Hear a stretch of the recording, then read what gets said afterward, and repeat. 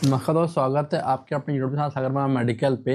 आज वीडियो में हम बात करने वाले हैं मलेरिया टेस्ट के बारे में। इस वीडियो में हम जानेंगे कि मलेरिया की जांच के लिए कौन कौन से टेस्ट होते हैं, उसके टाइप के टेस्ट कितने होते हैं, उसका प्राइस कितना होता है, इसकी रिपोर्ट कैसे बनना होता है कि मलेरिया पॉजिटिव है या फिर नेगेटिव है, और मलेरिया कैसे होता है और उसके सिम्टम क्या होते हैं, और मच्छर काटने के कितने दिन बाद सिम्टम आते हैं। और अगर आप चैनल पर नए हैं तो चैनल को सब्सक्राइब एंड वीडियो को लाइक एंड शेयर जरूर कर दीजिएगा।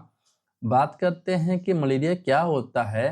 तो देखिए, मलेरिया एक पैरासाइटिक डिजीज़ होती है जो प्लाज्मोडियम पैरासाइट की वजह से होती है। ये डिजीज़ होता है फीमेल एनोफिलिस मस्कीटो के काटने से। याद रखिए, हर मच्छर मलेरिया नहीं फैलाता है। जो प्लाज्मोडियम पैरासाइट से इन्फेक्टेड हो वही मलेरिया स्प्रेड करता है। ये मच्छर ज़्यादातर गंदे पानी में पनपता है और शाम और रात के टाइम ज़्यादा काटता है। ये बात करते हैं कि सिम्टम्स के बारे में। तो देखिए, मलेरिया का सबसे कॉमन सिम्टम होता है बुखार। लेकिन नॉर्मल बुखार और मलेरिया में बुखार में डिफरेंस होता है।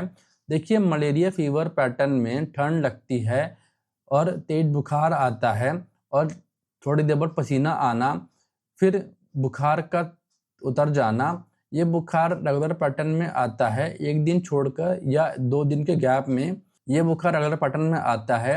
ये एक दिन छोड़ या फिर 2 दिन के गैप में या फिर ज़्यादातर शाम को या फिर रात में। और दूसरे सिम्टम दे सकते हैं, जैसे कि हेडेक, बॉडी पेन, वॉमिटिंग या फिर वीकनेस। बात करते हैं कि मच्छर काटने के बाद सिम्टम कब आते हैं। तो देखिए, यूजुअली मलेरिया के जो सिम्टम होते हैं वो 10 से 14 दिन के अंदर स्टार्ट हो जाते हैं। कुछ केसेस में 6 महीने या फिर 1 साल बाद भी सिम्टम आ सकते हैं। इसलिए मलेरिया का डाउट हो तो टेस्ट करना बहुत ज़्यादा ज़रूरी होता है।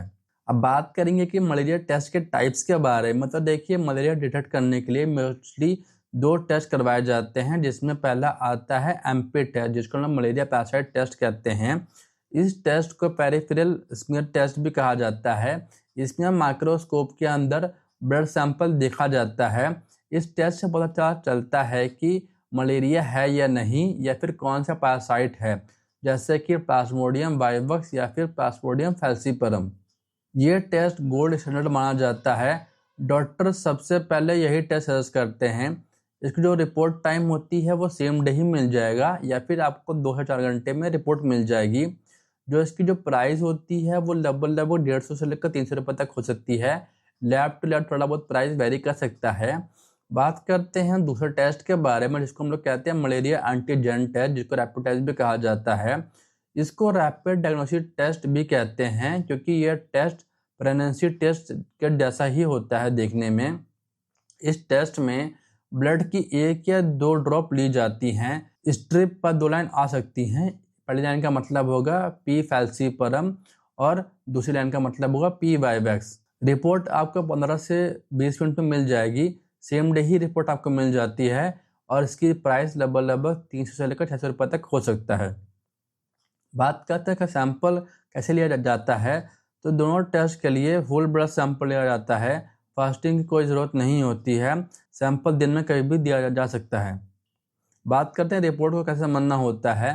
तो देखिए, अगर रिपोर्ट में लिखा हो एमपी पॉजिटिव या फिर मलेरिया एंटीजन पॉजिटिव, तो इसका मतलब ये है कि मलेरिया इन्फेक्शन प्रेजेंट है।